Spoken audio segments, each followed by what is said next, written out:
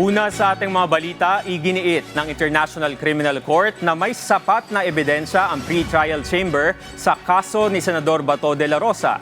Ito ay kaugnay ng kinahaharap na arrest warrant ng senador.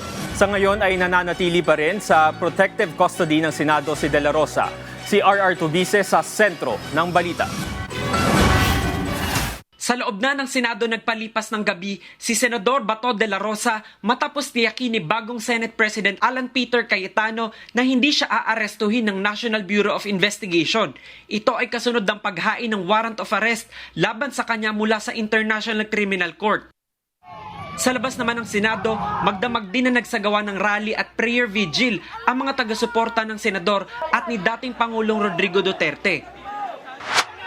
Sa gitna ng lockdown ng Senado, muntik pang magkairingan si NBI Director Attorney Melvin Matibag at mga taga-suporta ni De La Rosa at ng dating Pangulo.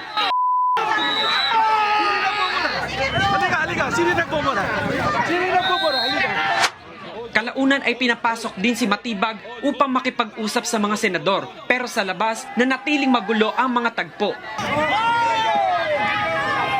Ang mga taga-suporta ni De La Rosa at Duterte sinabuyan ng tubig at pinagsisigawan pa ang mga sasakyan ng mga empleyadong lumalabas ng Senado. Sa kabila naman ng ugong-ugong na peke ang mga dokumentong hawak ng mga otoridad, binasag ng ICC ang kanilang katahimikan. The arrest warrant was originally issued as secret on the 6th of November 2025. Mr. De La Rosa is alleged to have committed the crime against humanity of murder at least between the 3rd of July 2016 and the end of April 2018, during which no less than 32 persons were killed in the Republic of the Philippines. Sa warrant nakasaad na may criminal responsibility si De La Rosa bilang indirect co-perpetrator sa war on drugs ni dating Pangulong Rodrigo Duterte. Sinabi ng ICC na may sapat na ebidensya ang pre-trial chamber na sangkot ang senador sa umunoy planong pagpatay ng mga hinihinalang kriminal kabilang ang mga iniuugnay sa ilegal na droga.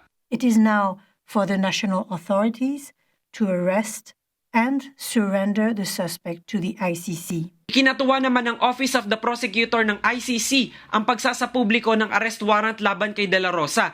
Anila, mahalagang hakbang ito sa patuloy na paghahanap ng hustisya at pananagutan sa mga umunoy krimeng naganap sa war on drugs noong Administrasyong Duterte. Nanawagan din sila sa mga saksi, lalo na sa mga dati at kasalukuyang miyembro ng PNP na magbigay ng impormasyon sa kanilang Witness Appeal Portal. Sa ngayon ay hinihintay pa ang mga susunod na hakbang ng NBI, DILG, DOJ, Senado at maging Supreme Court habang nananatili si Bato sa protective custody ng Senado.